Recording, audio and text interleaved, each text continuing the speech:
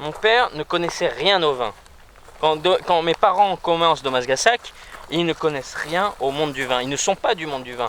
Ils aiment le vin, ils aiment en boire, mais comme chaque bon Français. Ouais. Voilà, bon, ils avaient une éducation, ils avaient un palais. Mais papa n'a pas fait d'école du vin. Ma mère n'a pas fait d'école d'agriculture, l'ingénieur agronome.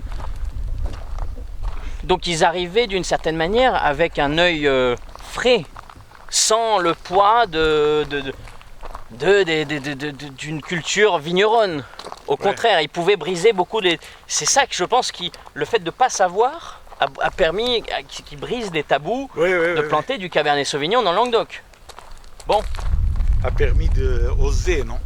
A permis d'oser, a permis d'être... Moi, ce que je dis à tout le monde, c'est aime ce que tu fais et fais ce que tu aimes. Ouais. Et ça, je pense que c'est la philosophie de Thomas Gassac.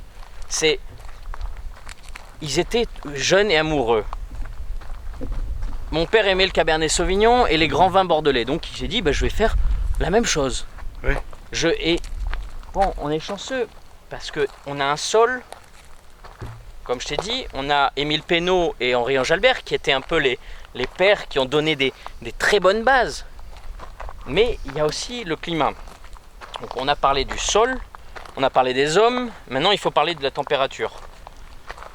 Je me suis marié ici il y a un mois, le 15 juillet, à 6h du matin, il faisait 10 degrés.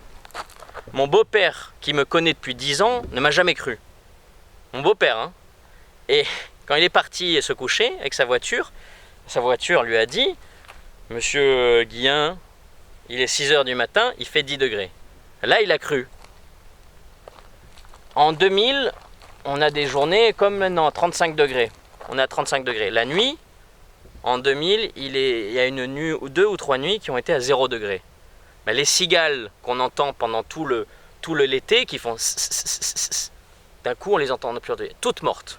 Ouais. Le gel a tué toutes les cigales une année. C'était en 2000, c'est exceptionnel, mais on a vraiment un microclimat. Et c'est ce que Ange Albert a vu. Il a dit, vous avez un sol magnifique déjà ici. Ce sol, c'est incroyable. Sol pauvre, aucune matière organique. Vous êtes là, il faut creuser. Il n'y a jamais eu de chimie, il n'y a jamais eu d'engrais. Tout ça, c'est naturel. La seule chimie qu'il y a eu, c'est les crottes de brebis. Bon, il y a pire, hein. Et cette parcelle? Ça, tu vois, tout de suite, hein. On passe de la terre de graisse glaciaire on retourne dans le Languedoc, c'est du calcaire lutétien. Donc on est sur du Cabernet Sauvignon. Très différent, hein.